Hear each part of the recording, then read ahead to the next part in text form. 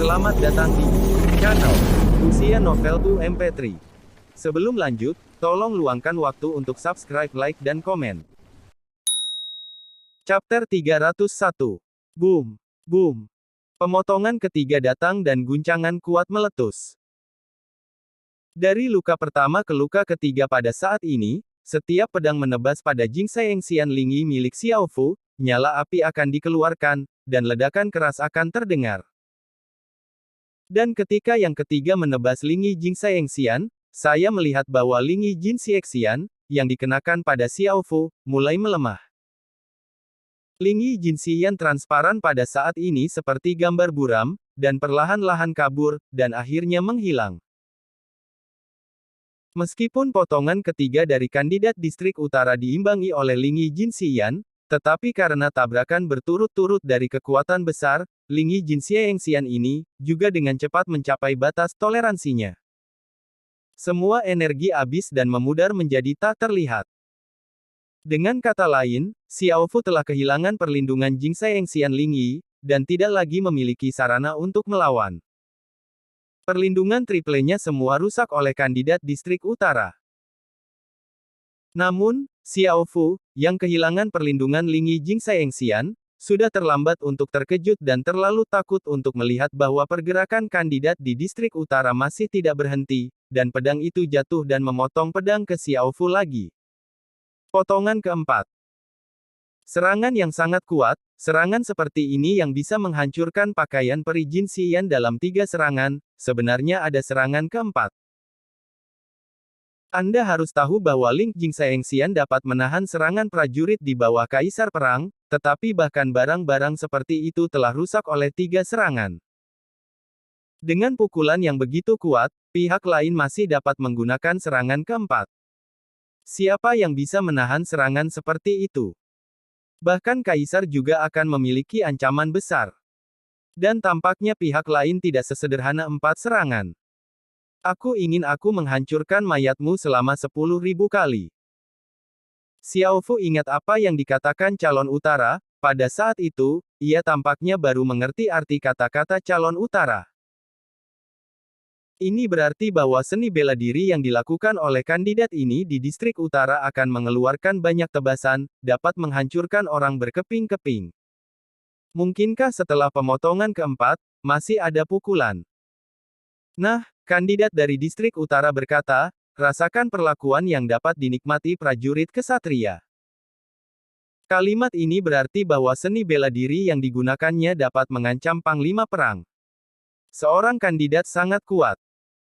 Meskipun Xiao Fu tidak tahu apakah pihak lain membual, tetapi dari situasi ini, pihak lain jelas tidak membual. Jika mungkin, Xiao Fu benar-benar ingin mengirim pesan kepada He Anmin untuk memberi tahu dia kekuatan calon utara ini, biarkan dia berhati-hati dengan calon utara ini, mungkin benar-benar dapat menumbangkan rencana mereka dan membuat tugas mereka gagal. Sayangnya, Xiao Fu tidak lagi memiliki kesempatan untuk menyebarkan berita, juga tidak memiliki kesempatan untuk melihat calon utara ini melakukan pukulan kelima. Cerita bersambung di bawah ini. Karena, pemotongan keempat kandidat distrik utara telah dihancurkan. Boom. Calon dari distrik utara memegang pedang yang patah dan memotongnya dengan tajam. Dengan satu pedang, mereka memotong Xiao Fu yang telah kehilangan perlindungan pakaian Jinxian abadi menjadi 2 bagian dan langsung mati. Namun, jangan pikir itu sudah selesai. Setelah kandidat distrik utara memotong Xiao Fu menjadi potongan keempat, dia menggunakan potongan kelima, potongan keenam, dan potongan ke-30. Begitu seni bela diri dimulai, itu tidak bisa berhenti sampai selesai. Momentum yang sangat tajam, nyala api, dan dampak ledakan yang mengerikan semua diarahkan ke mayat Xiao Fu bahkan setelah kematiannya. Setelah 30 menit, kandidat di distrik utara berhenti. Melihat di depannya, tanpa terak tersisa, bahkan jenazah yang rusak, dibakar menjadi abu oleh nyala api yang membara oleh pedang patah. Setelah membunuh Xiao Fu, wajah calon distrik utara mulai rileks. Meskipun sedikit pucat, dia tidak begitu gila dan mulai memulihkan ketenangan sebelumnya. Pada saat ini, dia melihat ke arah lokasi tiga putri Mu Xianling, dan menemukan bahwa tubuh mereka yang halus sedikit bergetar dan menyusut ketakutan. Saya tidak bisa lari, saya tidak bisa mati, situasi yang sangat menyedihkan yang baru saja terjadi, ketiga gadis itu benar-benar ketakutan oleh Xiao Fu, bahkan jika seseorang datang untuk menyelamatkan mereka, bahkan jika itu menyebabkan suara keras, ketiganya tidak berani mendongak, saya tidak tahu siapa yang menyelamatkan mereka, apalagi mereka diselamatkan saat ini. Calon di distrik utara merasa sedih ketika mereka melihat penampilan tiga putri Mu Xianling, dan dia bahkan lebih membenci Xiao Fu dan yang lainnya. Jika bukan karena mereka, bagaimana mungkin beberapa gadis ceria menjadi seperti ini? Ketika mereka berjalan, para kandidat dari distrik utara mengeluarkan salah satu pakaian dan menutupi mereka. Menutupi cahaya musim semi mereka yang bocor, dan dengan nada yang sangat lembut, berkata kepada ketiga gadis itu. Tidak apa-apa, tidak apa-apa sekarang. Tiga wanita Mu Xianling merasa bahwa seseorang mendekat, dan tubuh mereka yang halus sedikit gemetar, naluri mereka menyusut lagi, kepala mereka lebih rendah, mereka berpelukan lebih erat, dan mereka lebih takut. Melihat ketiga gadis itu masih belum pulih dari ketakutan mereka sebelumnya, para kandidat di distrik utara merasa lebih tertekan. Dia berjongkok, menepuk pundak Mu Xianling dan Tang Su, dan berbisik lagi. Orang jahat itu telah saya bunuh, Anda aman sekarang, sudah tidak apa-apa. Pada saat ini mendengar suara yang familiar, Mu Xianling bingung, lalu perlahan dan hati-hati mengangkat kepalanya dan memandang orang yang mendekat. Hidung yang tinggi, mata yang cerah dan menawan, pesona dan mata tanpa batas, tidak tampan tetapi menatap wajahnya yang tegas membuat nyaman. Cerita bersambung di bawah ini. Pada titik ini, mata Mu Xianling tiba-tiba menjadi basah, semua rasa sakit, semua ketakutan, semua emosi di dalam hati menjadi kejutan dan keluhan, 1000 kata, dan akhirnya digabung menjadi 2 kata. Tang Yi. Dengan teriakan nyaring, Mu Xianling bergegas menuju kandidat distrik utara, terlepas dari apakah dia mengenakan pakaian saat ini, dan tiba-tiba jatuh di pelukan kandidat distrik utara, dan kemudian menangis dengan suara rendah, dan melepaskan semua keluhan yang telah disimpan dalam hatinya. Dan calon utara ini yang datang ke sini dan membunuh Xiao Fu dan menyelamatkan tiga putri Mu Xianling adalah Tang Yi. Apa? Merasakan sentuhan kuat yang dibawa oleh tubuh halus di lenganku, semua kelembutan melekat erat pada diriku sendiri. Tang Yi membeku sejenak, dan berkata, Saudari, apakah Anda berani menerkam seorang pria tanpa pakaian? Namun, menyaksikan Mu Xianling terus gemetar dalam pelukannya, keluhan yang tak terhitung jumlahnya sepenuhnya dilepaskan melalui air mata, Tang Yi sangat tertekan, saat ini dia tidak mendorong Mu Xianling pergi, juga tidak ingin memikirkan apapun, tetapi dengan tangannya dia memeluk Mu Xianling dan menenangkannya perlahan, berkata, tidak apa-apa, tidak apa-apa, aku di sini. Biasanya hanya wajah arogan dan arogan, wanita kuat ini, akan menunjukkan sisi yang lemah, menunjukkan betapa banyak penderitaan yang dia derita selama ini. Pada saat ini, Tang Su di samping mendengar suara akrab Tang Yi, dan mendengar Mu Xianling meneriakkan nama Tang Yi, dan kemudian mengangkat kepalanya. Setelah melihat Tang Yi, dia menangis dan bergegas menuju Tang Yi. Chapter 302. Akhirnya, ketiga gadis itu dihibur, dan mereka pulih dari perasaan takut sesudahnya. Kemudian Tang Yi menemukan beberapa pakaian dari ransel sistem untuk dipakai oleh ketiga gadis itu. Setelah Mu Xianling mengenakan pakaiannya, dia menyadari bahwa dia baru saja menerkam ke lengan Tang Yi tanpa mengenakan pakaian. Dia malu-malu dan memerah, seperti apel matang yang besar. Dan Tang Su juga berkata, lagi pula, aku akan menikahi Tang Yi. Apa yang salah dengan istri Tang Yi yang tidak memakai pakaian dan berpelukan? Itu bukan sesuatu yang memalukan. Mendengar kata-kata Tang Su, Mu Xianling bahkan ingin menemukan lapisan tanah untuk digali dan bersembunyi. Namun, setelah mendengarkannya, Tang Yi hanya tersenyum sedikit, tetapi tidak mengikuti kata-kata Tang Su untuk menggoda Mu Xianling, yang membuat Mu Xianling sedikit lega. Kemudian, Tang Yi meminta tiga putri Mu Xianling untuk menceritakan pengalaman beberapa hari terakhir ini. Setelah mendengarkan deskripsi Mu Xianling, Tang Yi lebih membenci murid-murid Tianmen lebih banyak lagi. Gerbang sekte semacam itu hanyalah kuda hitam dari kelas seni bela diri, itu sebenarnya ingin merampok wanita-wanita dari orang-orang dan mengejar mereka selama beberapa hari. Terlebih lagi, itu adalah gadisnya sendiri. Yah, pelayan itu juga adalah perempuannya sendiri. Berani merebut wanitanya, tidak mau hidup. Cerita bersambung di bawah ini. Adapun Milu, wanita egois yang pernah meninggalkan Xiao Bai, Tang Yi mendengarkan cerita Mu Xianling dan Tang Su, dan dia juga sedikit mengubah pandangannya, mengira dia bukan wanita jahat, mungkin dia melakukan hal yang egois hanya karena dia takut.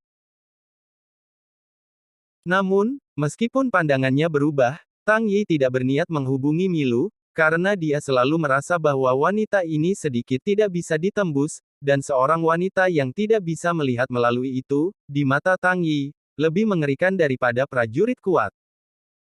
Bagaimanapun, Tang Yi adalah seorang pria yang melintasi dari bumi.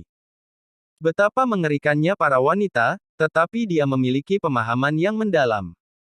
Ayo pergi, Tang Yi melambaikan tangannya dan berkata kepada tiga putri Mu Xianling. Di mana? Tang Su melirik Tang Yi dan bertanya. Pergi untuk bertemu dengan pasukan besar, Bai Sister dan Ethereal juga ada di sana. Setelah itu, saya akan membawa Anda untuk membunuh monster dan membantu semua orang memasuki gedung barat bersama-sama. Jawab Tang Yi. Senang bertemu dengan saudara Tang Yi. Akhirnya aku bisa melakukan tugas tes. Tapi, Tang Su memeluk lengan Tang Yi dan dengan manis berkata. Kakak Tang Yi, kamu membawa kami untuk membunuh binatang iblis itu, tetapi jangan bantu kami membunuhnya, kamu hanya di sana, aku ingin membunuhnya sendiri. Bagus, saudaraku Suer, Tang Yi menggosok kepala Tang Su dan mengangguk. Ayo pergi, bergabunglah dengan yang lain. Dan bunuh monster. Tang Su melompat ke depan. Gadis kecil ini. Tang Yi menggelengkan kepalanya, agak tak berdaya dan tenang. Tang Yi sangat senang melihat bahwa Tang Su dapat kembali ke penampilan sebelumnya. Sebelumnya melihat Tang Su menyusut di sudut, dia ketakutan memeluk Mu Xianling dan Milu bersama-sama. Tang Yi tidak tahu betapa dia merasa tertekan. Gadis kecil yang baik, diganggu oleh orang lain, sangat ketakutan, tidak bisakah itu menyakitkan? Sekarang Tang Su baik-baik saja, jika ada yang masih takut, Tang Yifei harus menggali kuburan tua generasi ke-18 leluhur Xiaofu. 18 generasi leluhur Xiaofu, untungnya tidak apa-apa, jika tidak, makam leluhur harus digali. Tang Yi, ada yang ingin kukatakan padamu. Sama seperti Tang Yi sedang merenungkan, suara Mu Xianling datang di belakangnya. Ada apa? Tang Yi menoleh ke Mu Xianling dan bertanya. Itu adalah kandidat distrik barat yang mengejar kita selama beberapa hari. Kamu baru saja mengatakan bahwa mereka semua terbunuh, tetapi mereka begitu kuat, apakah kamu tidak ingin tahu? Mereka dapat membunuh puluhan kandidat sendiri. Tim yang dibentuk adalah kekuatan yang luar biasa, jelas bukan kandidat, saya menduga mereka adalah pasukan lain yang tercampur dalam penyamaran Sifu. Mu Xianling menebak. Setelah mendengar ini, Tang Yi menatap Mu Xianling, dia pikir wanita ini sangat pintar. Apakah dia menebaknya? Mengangguk, Tang Yi menjawab. Cerita bersambung di bawah ini. Kamu benar, mereka memang menyamar. Apa? Mu Xianling terpana. Dia hanya berpikir bahwa para kandidat dari distrik barat ini sedikit aneh, jadi dia menebak dengan santai. Dia tidak berharap untuk menebak dengan benar, tapi bagaimana Tang Yi tahu? Tampaknya telah melihat keraguan Mu Xianling, dan tidak menunggu Mu Xianling bertanya. Tang Yi berkata dengan sukarela. Tepat sebelum saya datang untuk menyelamatkan Anda, saya menangkap seorang kandidat barat yang telah memburu Anda, dan mengancamnya selanjutnya, dia mengatakan segalanya, tidak hanya memberitahu saya tentang situasi berbahaya Anda, tetapi juga mengatakan tujuan mereka dan beberapa hal rahasia. Jadi ternyata begitu. Setelah mendengarkan kata-kata Tang Yi, Mu Xianling mulai memahaminya, dan kemudian berkata, orang-orang ini menyelinap ke Istana Barat, mereka tidak boleh memiliki niat baik, dan mereka tidak boleh membiarkan konspirasi mereka berhasil. Ketika dia mengatakan ini, Mu Xianling menggigit gigi peraknya dan sepertinya membenci geng murid Tian Tianmen yang telah menyusup ke gedung barat. Mereka berharap mereka semua bisa dihukum berat. Tetapi dapat juga dipahami bahwa orang-orang ini telah mengejar Mu Xianling dan seterusnya selama berhari-hari, dan mereka ingin menjadi kurus dan ringan, sehingga mereka tidak bisa tidur berhari-hari, dan itu normal untuk memiliki dendam. Orang-orang ini memang membuat rencana, tetapi Anda dapat yakin bahwa saya sudah tahu tujuan mereka dan tidak akan membiarkan mereka berhasil. Tang Yi mengangguk dan berjanji. Jadi apa yang akan kamu lakukan? Mu Xianling bertanya dengan rasa ingin tahu. Tang Yi melirik Mu Xianling dan menjawab, kamu tidak perlu mengatur apa yang harus dilakukan, aku akan membiarkan mereka mendapatkan pelajaran yang pantas lagi pula, mereka memprovokasi orang yang tidak boleh diprovokasi.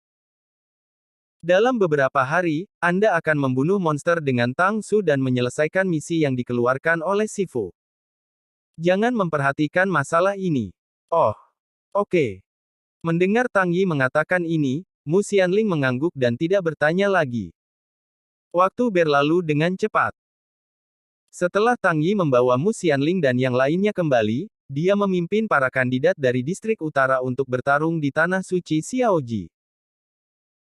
Ketika monster itu terbunuh, para kandidat di 3 wilayah lainnya dapat dipaksa untuk mundur, dan jika mereka tidak bisa, mereka akan dibunuh. Dalam beberapa hari, panennya sangat kaya. Tidak hanya tim berkembang ke level 150, tetapi setidaknya 90 orang memenuhi persyaratan tugas ujian masuk dan memperoleh lebih dari 10 kristal monster level 4. Di tim Tang Yi, kristal monster awalnya didistribusikan secara merata, tetapi distribusi rata-rata sangat tidak adil untuk beberapa kandidat, dan jika didistribusikan secara merata, akhirnya semua orang mungkin tidak memenuhi persyaratan tugas, jadi pada akhirnya ia mengubah aturan distribusi sesuai dengan pekerjaan.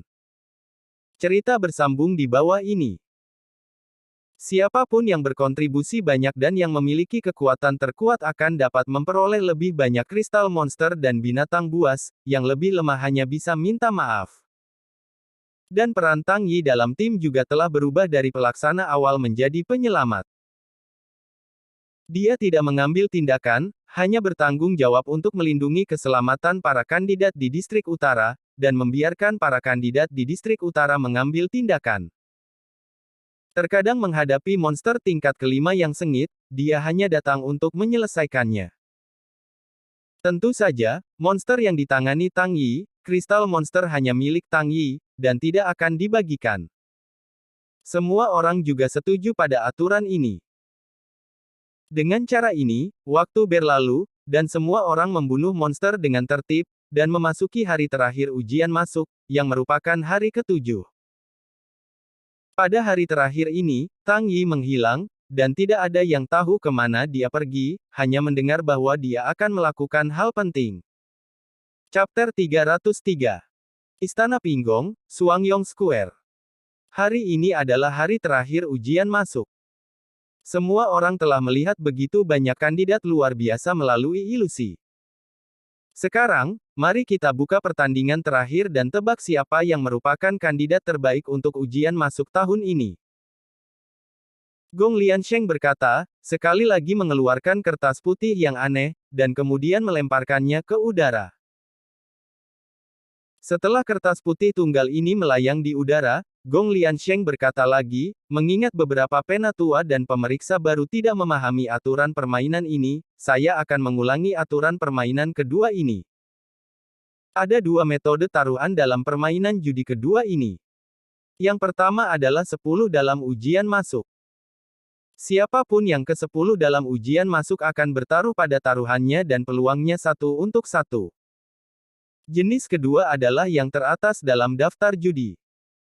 Kupikir siapa yang akan menjadi tempat pertama dalam ujian masuk ini, taruhan kandidat ini adalah peluang 100.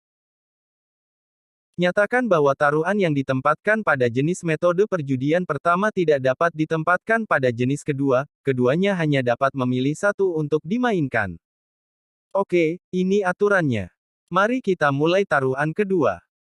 Semua orang mendengar ini dan mulai membicarakannya. Beberapa dari mereka berbisik dan mendiskusikan kandidat mana yang lebih diasuransikan, dan beberapa yang sudah optimis tentang pemain unggulan dan bertaruh langsung menjadi antusias. Meskipun murid yang menempati peringkat kedua dalam peringkat pemerintah asing sangat kuat, tetapi di tanah suci Xiaoji, dia belum melihat sosoknya, mungkin sudah. Sebaliknya, murid jenius kita Yu Yunli di distrik timur berperilaku cukup baik, sangat baik, saya melihatnya 3 hari yang lalu. Dia telah memenangkan banyak kristal dari monster tingkat keempat, dan dia juga telah memenangkan kristal monster tingkat kelima. Ini jelas merupakan tempat pertama bagi kandidat untuk memasuki pemerintahan. Jadi di judi putaran kedua, saya akan pergi berikutnya. Penatua yang bertanggung jawab atas distrik timur, Yan Bohou, mengangkat tangannya dengan percaya diri, dan melemparkan taruhannya. Cerita bersambung di bawah ini. Pada saat ini, kertas putih magis di udara tampaknya tidak lagi asli, yang asli memiliki 4 area di tenggara, barat laut, dan yang ini di udara saat ini hanya memiliki 2 area. Area pertama memiliki modal, 1, di tengah, dan area lainnya memiliki 2.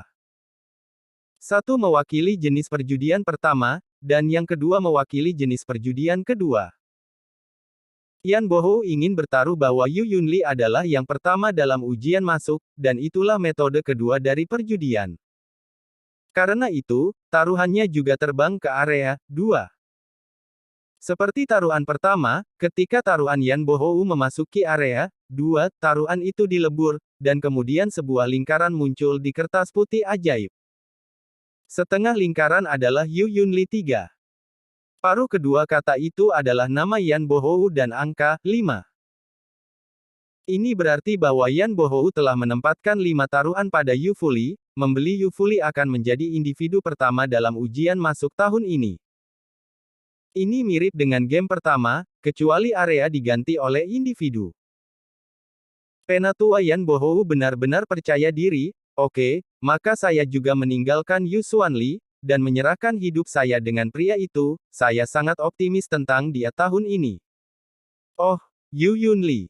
Itu tidak pasti. Aku ingat kandidat yang menduduki peringkat kedua dalam peringkat. Kandidat itu adalah jenius kelas 1.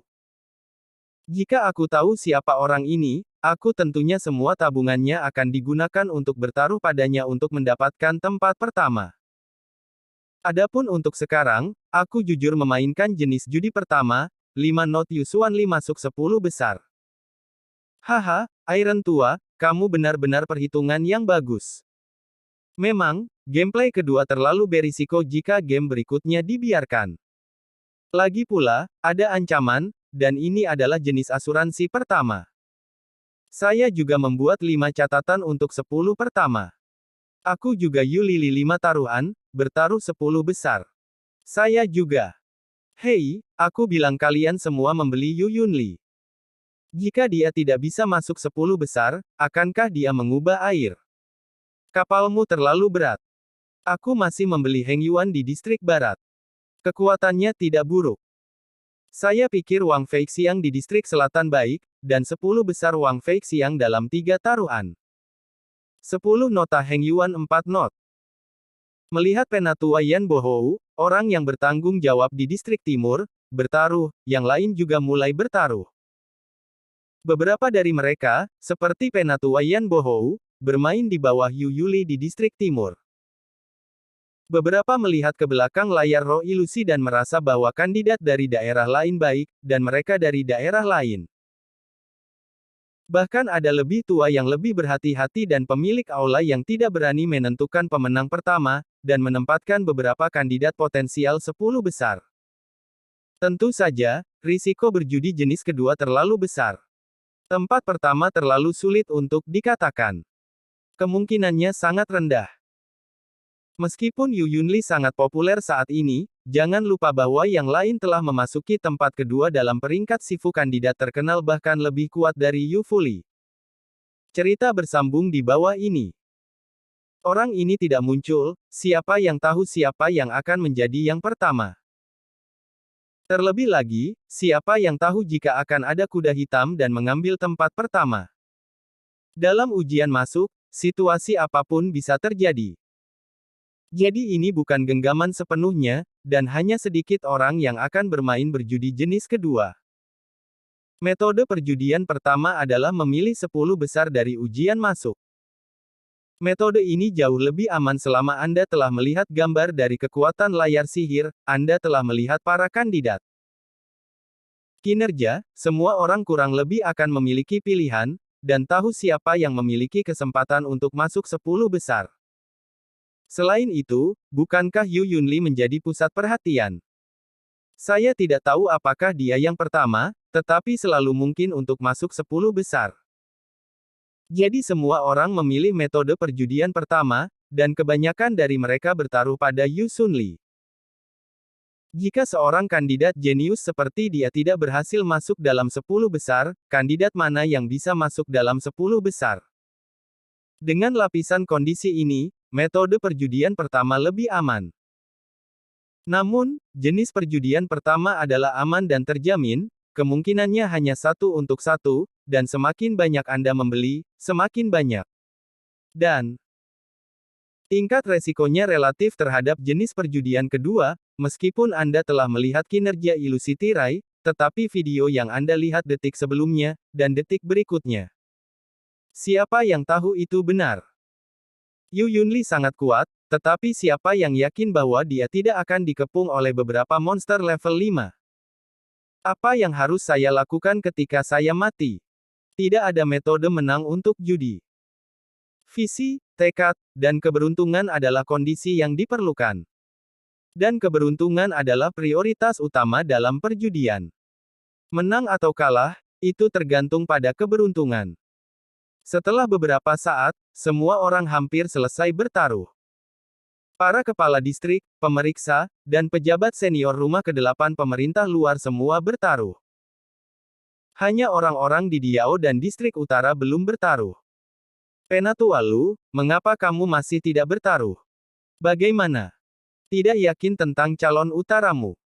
Mengira mereka tidak bisa mendapatkan tempat pertama? Atau pikir mereka tidak bisa mencapai 10 besar? Ini tempat pertama. Sekarang, saatnya untuk putaran pencapaian pribadi. Saya tidak bisa masuk 10 besar untuk pencapaian pribadi. Apakah Anda ingin skor keseluruhan pertama? Ini konyol. Melihat bahwa orang-orang di distrik utara tidak bertaruh, Yan Bohou tidak bisa menahan diri untuk mengejek mereka. Chapter 304. Tuan Kuil Murong ke-6, Tuan Pan Borong, Tuan Guo Yang Yun, orang-orang di distrik utara tidak percaya pada kandidat di daerah mereka sendiri, bahkan jika mereka belum memasang taruhan, bahkan jika Anda belum membayar di istana. Bukankah ada calon yang memasuki pikiran Anda begitu lama? Apakah Anda memiliki mata? Haha, atau untuk mengatakan, karena Anda sudah tua, penglihatan Anda tidak baik, dan Anda belum pernah melihat siapa yang memiliki lebih banyak potensi setelah menontonnya untuk waktu yang lama. Juga, jika Anda belum tua, bagaimana Anda dapat mengembangkan distrik seperti ini? Cerita bersambung di bawah ini. Seorang penguasa istana yang kering juga mengatakan kepada para penguasa istana bahwa mereka sangat gembira. Istana kering dan seluruh hati jauh, dan ada total 3 Master Hall. Nama pemilik aula bernama Chong Xingping sangat bermata tinggi, dan dia tidak bisa melihat istana yang semakin menipis, yang sering digunakan untuk melawan istana. Apa yang harus dikatakan tentang utara tidak layak dengan nama rumah ketujuh mereka, dan harus memberhentikan distrik utara dari gedung barat dan kata-kata lain. Hal ini membuat orang-orang di distrik utara sangat tidak puas. Pada saat ini, saya mendengar Yan Bohou mengejek distrik utara. Dari Xingping mengejek istana, orang-orang yang tidak berhubungan lainnya merangkul kedua tangan, memegang sikap yang baik, ingin melihat bagaimana distrik utara dan Diaong akan merespons. Namun, orang-orang di distrik utara mendengar sarkasme Yan Bohou, dan mendengar sarkasme Chong Xingping, sepertinya ada kesepahaman antara kedua belah pihak, mereka tidak berdiri untuk berdebat, tetapi berdiri di tempat dan tersenyum. Sangat tenang. Siapa bilang kita tidak bisa melakukannya? Siapa bilang kita tidak percaya pada kandidat distrik utara? Baru saja, terlalu banyak orang bertaruh. Kami ingin menunggu semua orang menyelesaikan taruhan dan kemudian bertaruh. Sekarang setelah semua orang selesai, giliran kami di distrik utara. Ayo pergi. Penatua Lu Qiming di distrik utara tidak takut akan cemoohan Penatua Yan Bohou. Ketika dia sedikit mengulurkan tangannya, ada banyak hal, botol, kaleng, senjata, dan baju besi. Dia melemparkan barang-barang ini sebagai taruhan pada kertas kosong di udara, dan berkata, "Saya akan memainkan jenis metode perjudian kedua, menempatkan taruhan pada kandidat Tang Yi kami, Cahaya Distrik Utara, bertaruh dia kali ini tempat pertama dalam ujian masuk, saya percaya dia tidak akan mengecewakan saya." Weng. Dengan ledakan lembut, setelah taruhan masuk ke kertas kosong, Penatua Lu Qiming menambahkan, 17, setelah nama itu. Artinya, dia bertaruh 17 tetes sein liquid dari Tang Yi. Dengan 13 taruhan sebelumnya, Penatua Lu Qiming menghasilkan total 30 item orang suci kali ini. 17 catatan, Lu Qiming sangat percaya diri. Ketika Yan Bohou melihat latihan Lu Qiming, dia hanya bisa mengejek dan berkata lagi. Namun, kata-katanya hanya jatuh, dan yang lainnya di distrik utara juga berdiri. Memang seperti yang dikatakan Penatua Lu, ada terlalu banyak orang sekarang, kita hanya membiarkan semua orang turun dulu, yang mengatakan kita tidak memiliki kepercayaan pada kandidat di distrik utara. Meskipun tabungan saya tidak sebanyak yang dimiliki Penatua Lu, saya juga bertaruh pada 7 taruhan Tang Yi dia akan menjadi yang pertama dalam ujian masuk ini. Dan aku, Tang Yi tempat pertama, 4. 5 catatan, Tang Yi di distrik utara, tempat pertama. 4 catatan, Tang Yi di distrik utara, tempat pertama. Tang Yi, 5 catatan. Penguji di distrik utara, tidak peduli siapa mereka, dengan percaya diri ditempatkan pada kandidat bernama Tang Yi, dan mereka semua memilih metode perjudian kedua. Cerita bersambung di bawah ini. Yaitu, risikonya adalah yang tertinggi, pengembalian tertinggi, dan 100 taruhan. Apakah orang-orang di distrik utara sangat percaya diri? Semua orang melihat adegan ini dan sedikit terpana, bahkan Gong Gong Lianseng memiliki firasat buruk di hatinya. Jangan melihat orang-orang di distrik utara yang hanya bertaruh 3, 4, 5, dan yang paling banyak adalah selusin berikutnya, tetapi ketahuilah bahwa ini 100 kerugian. Jika kandidat bernama Tang Yi benar-benar mendapat tempat pertama, maka satu taruhan akan mendapat 100 tetes sein, 7 not akan mendapat 700 tetes sein, dan 17 not akan mendapatkan 1700 tetes suci, orang-orang di utara ini akan menambah setidaknya beberapa ribu tetes suci. Ini adalah jumlah kekayaan yang sangat besar. Jika kandidat bernama Tang Yi ini benar-benar yang pertama, bahkan jika Gong Liansheng kaya lagi, dan ada terlalu banyak orang suci, mungkin itu tidak akan cukup untuk menggantinya. Pada saat ini, Gong Liansheng telah mulai curiga bahwa pasti ada sesuatu yang salah dengan distrik utara ini, jika tidak, penguji dan orang yang bertanggung jawab atas distrik utara ini tidak bisa begitu percaya diri, semua orang tampak seolah-olah mereka pasti akan menang. Kandidat berikutnya bernama Tang Yi. Mungkinkah kandidat yang memasuki tempat kedua di pemeringkatan pemerintahan luar Sifu adalah kandidat bernama Tang Yi di distrik utara? Gagasan ini baru saja muncul di hati Gong Liansheng, dan sudah terlambat untuk memikirkan apakah idenya benar. Pada saat ini, setelah melihat orang-orang di distrik utara bertaruh, orang-orang di Diaogong terkejut, dan kemudian mulai Benar saja, orang-orang di distrik utara benar-benar memiliki masalah. Kandidat peringkat kedua di peringkat itu benar-benar seperti dugaan kita. Ini benar-benar Tang Yi, kata Pan Borong dengan terkejut.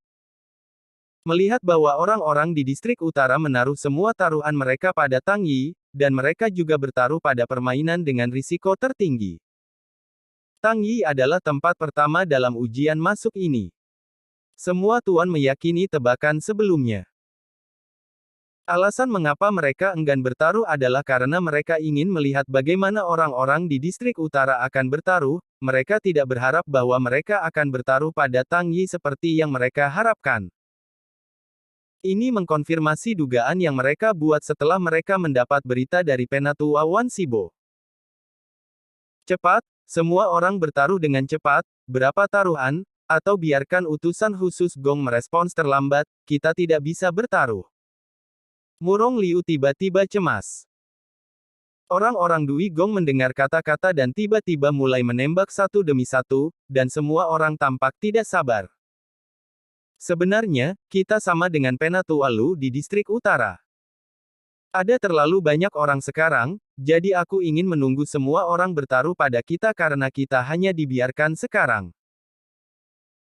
Mari kita juga pergi. Saya sangat optimis tentang kandidat Tang Yi di distrik utara, jadi saya sama dengan Penatua Lu di distrik utara, bertaruh bahwa dia adalah tempat pertama dalam ujian masuk ini.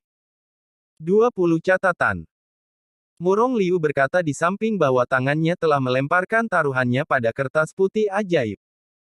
Dan taruhannya sebenarnya adalah 20 taruhan. Cerita bersambung di bawah ini. Taruhan tertinggi dalam satu taruhan. Tampaknya Murong Liu telah membuat buku tua. Dan buku lama yang ia hasilkan telah membuat pilihan paling berisiko dan membuat metode perjudian kedua, dan bertaruh bahwa seorang kandidat di distrik utara akan menjadi yang pertama tahun ini, yang benar-benar mengejutkan. Apakah itu para tetua dari 7 istana lainnya, para kepala distrik, atau bahkan Gong Liansheng, mereka menatap Murong Liu dengan mata lebar, yang agak luar biasa. Namun, ini belum berakhir. Taruhan besar Murong Liu hanyalah permulaan, dan taruhan besar dari orang lain di istana juga datang pada saat ini. Aku tidak tahu apa yang sedang terjadi. Aku memiliki hubungan khusus dengan kandidat bernama Tang Yi. Aku juga bertaruh bahwa Tang Yi ini akan menjadi tempat pertama tahun ini. 20 catatan. Ini adalah taruhan di bawah Pan Borong. Lao Pan, kamu sangat dekat denganku. Aku baru saja mengambil kandidat ini bernama Tang Yi, dan kupikir dia akan mendapat skor bagus. 20 catatan, beli Tang Yi dan dapatkan tempat pertama tahun ini. Ini adalah taruhan Guo Yang Yun. 15 catatan, Tang Yi pertama. Fang Qingyang juga bertaruh dengan sangat lugas. Aku juga Tang Yi. 9 catatan. Tang Yi. 8 catatan. Pada saat ini, seperti panci penggorengan, para penatua istana mulai bertaruh. Berhenti. Tidak lagi. Melihat bahwa Diangong telah menempatkan taruhan besar berturut-turut, bahkan jika Gong Liansheng tenang lagi, dia merasa mati rasa pada saat itu dan berteriak keras untuk menghentikan taruhan. Chapter 305. Bagian tengah dari Tanah Suci Kecil. Sekelompok kandidat dari distrik barat berkumpul bersama secara misterius. Ada sekitar 20 orang di grup ini. Nafas setiap orang beberapa kali lebih kuat daripada kandidat rata-rata. Mereka mengelilingi pola bintang 5 titik berdarah di tengah. Tunggu apa lagi? Pemimpin He, kita telah kehilangan kontak dengan Fu Ye dalam 2 hari ini, dan pada saat ini, dia belum mencapai tempat yang ditentukan, aku takut. Pada saat ini, seorang kandidat dari distrik barat berkata kepada He Anmin yang sedang menunggu ke samping. He Anmin mengerutkan kening dan bertanya, "Yah, aku tahu, apakah semua orang di sini kecuali Afu?" Kembali ke ketua tim He, selain Fu Ye, Cao Yusan dan Jiao Ziming tidak tiba pada waktu yang ditentukan, kata kandidat itu lagi. Sebenarnya, ada 2 orang lebih sedikit selain Xiao Fu. He Anmin tampak jelek dan memiliki firasat buruk di hatinya ketika dia melihat bahwa tim telah kehilangan 3 anggota. Cerita bersambung di bawah ini. Anda tahu, semua orang di tim mereka memiliki tingkat panglima perang. Ini bukan kandidat di Sifu, atau bisa diancam oleh monster biasa di Tanah Suci Xiaoji. Selain itu, ketika mereka keluar untuk melakukan tugas itu, masing-masing dari mereka kurang lebih menerima harta penyelamat yang diberikan oleh sekte itu. Tidak ada 3 atau 4 keping, tetapi selalu ada 1 atau 2 keping, bahkan ketika menghadapi iblis tingkat kelima. Binatang buas, bahkan monster tingkat kelima yang kuat, bahkan jika itu musuh, akan mudah untuk melarikan diri. Namun, masih ada 3 anggota yang tidak datang ke tempat yang ditentukan pada waktu yang ditentukan, yang agak aneh. Cukup masuk akal bahwa mereka semua memiliki tugas di tangan mereka. Pada saat ini adalah hari terakhir dari tugas itu. Ini adalah momen kunci dari tugas. Tidak peduli apa hal-hal penting yang ada di tangan, mereka harus ada di sini. Tidak ada yang berani melanggar perintah. Pada saat ini, masih ada orang yang belum datang, jadi hanya ada satu kemungkinan, yaitu pertemuan yang tidak terduga. Jika tidak, bahkan jika mereka memiliki sesuatu yang penting, mereka akan bergegas ke sini. Dan jangan bicara tentang 2 pemain biasa, katakanlah Xiaofu. Dia adalah penghubung misi ini. Dia bertanggung jawab untuk mengirim pesan. Sangat penting. Namun, semua orang belum menerima pesannya selama beberapa hari, bahkan jika dia mencari seorang wanita, tetapi seharusnya tidak terlalu lama.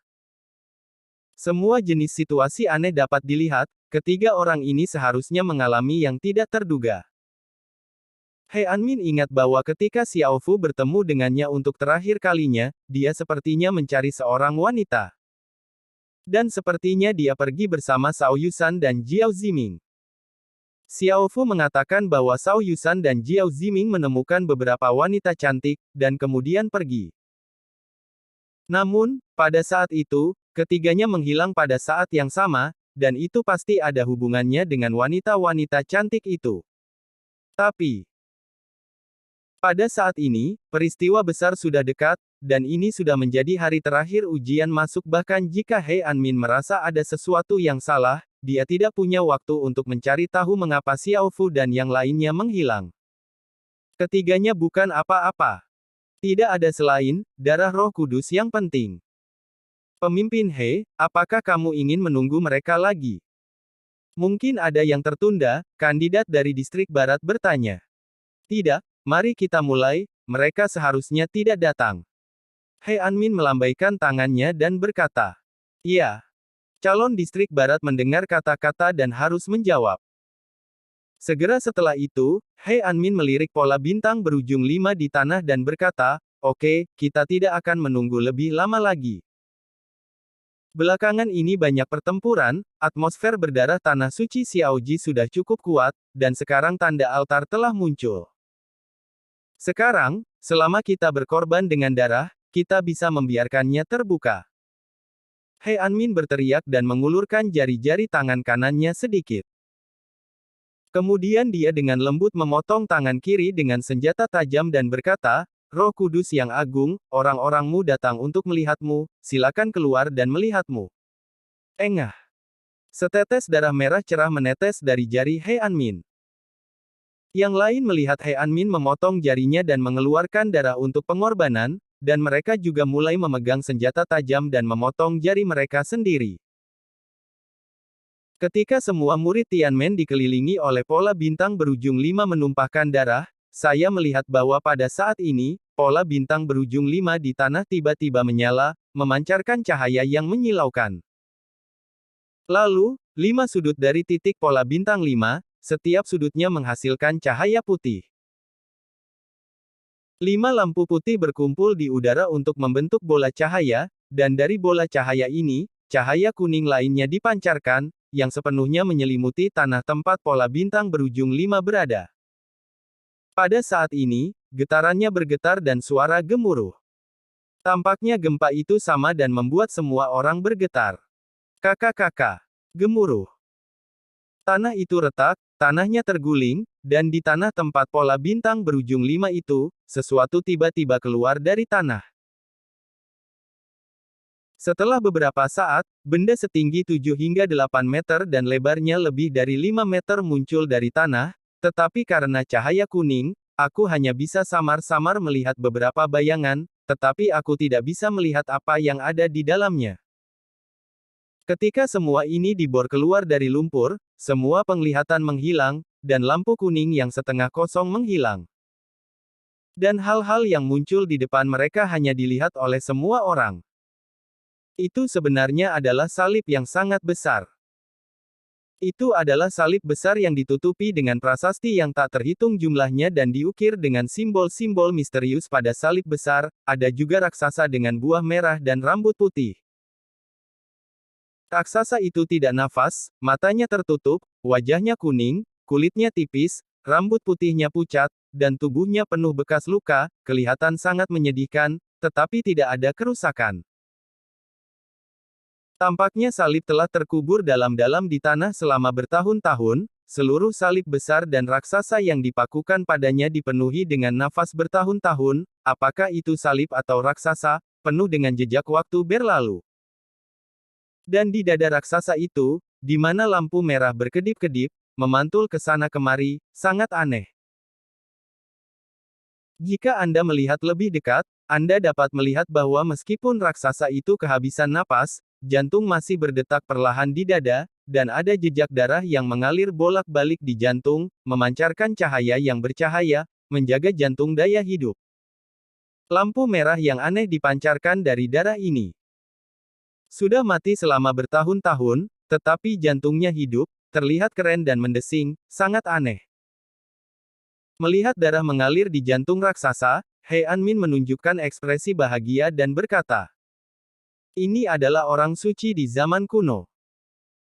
Dia dibunuh oleh leluhur Sifu karena dia memiliki dendam dengan leluhur Sifu, dan kemudian dia dipaku di sini." Lampu merah adalah jantung orang suci, dan darah Roh Kudus disimpan dalam hati orang suci. Pernahkah Anda melihat darah di dalam hati? Itu adalah darah Roh Kudus. Yang lain mendengar kata-kata itu, dan mereka semua menunjukkan ekspresi bahagia. Selama berhari-hari sejak menyelam ke kota-kota hingga memasuki Istana Barat, tujuan mereka bukan untuk darah Roh Kudus di hadapan mereka. Pada saat ini, darah Roh Kudus sudah di depan mata, dan misinya akan segera selesai, dan ketika dia kembali, dia akan dihargai. Bagaimana mereka bisa tidak bahagia? Bersambung. Nantikan kelanjutannya di channel YouTube Wuxia Novel 2 MP3.